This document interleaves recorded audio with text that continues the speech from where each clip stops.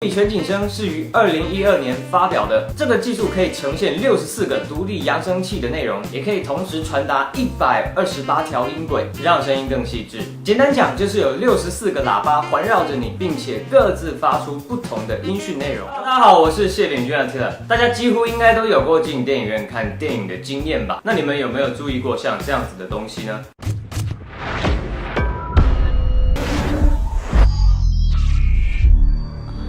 可是像我一样，大概都只知道它是一种音效的技术，但是实际上到底是怎么一回事呢？我们要先来了解杜比音效的开发公司——杜比实验室。1965年在英国成立，1976年将公司总部迁至美国加州。研发项目大概就是声音降噪跟声音压缩编码技术，主要发明就是电影院所应用的杜比数位。而杜比数位其实是指杜比实验室开发的那些无损和有损的多媒体储存格式，在这边稍微跟大家讲解一下，所谓的无损，也就是无失真音讯压缩，指的是虽然缩小了音讯大小，但是却可以保留原始档案的所有资讯。假设今天要传递的讯息是一间教室里面有哪些座位是空位子，相较于传递每个座位的一连串的资讯，直接传递哪几排座位是空位，更能够节省资料的大小。有损音讯压缩又称失真压缩，指的是对原始档案做一些近似的处理，来得到更小的档案，但是其算法已经把人类心理学、听觉系统都考量进去了，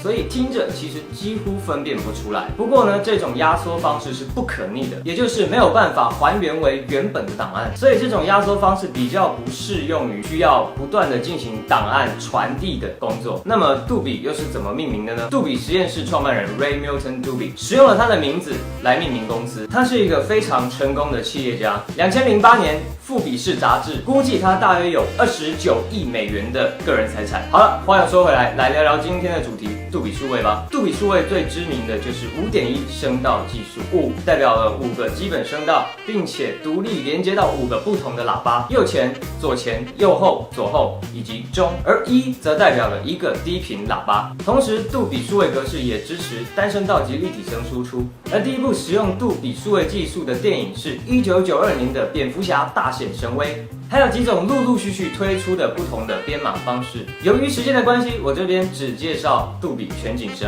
杜比全景声是于2012年发表的，这个技术可以呈现64个独立扬声器的内容，也可以同时传达128条音轨，让声音更细致。简单讲，就是有64个喇叭环绕着你，并且各自发出不同的音讯内容，让观众可以更明显的体会到声音、音效的方向性，创造出更拟真的空间感。首次使用该技术的电影是皮克斯动画工作室所制作的《勇敢传说》，上映日期是2012年的6月22号。而台湾第一家引进杜比全景声音效的电影院是板桥秀泰影城，在2013年的2月8号上映的《终极警探：跨国救援》。现在已经有非常多电影院都已经采用了杜比全景声音效，大家也可以去找有杜比全景声音效的电影院来亲自体验一下它的震撼感。我的感觉而言，看过真的回不去了。好了，今天的影片到这边告一个段落，谢谢邻居Attila，谢谢大家的观看，我爱你们。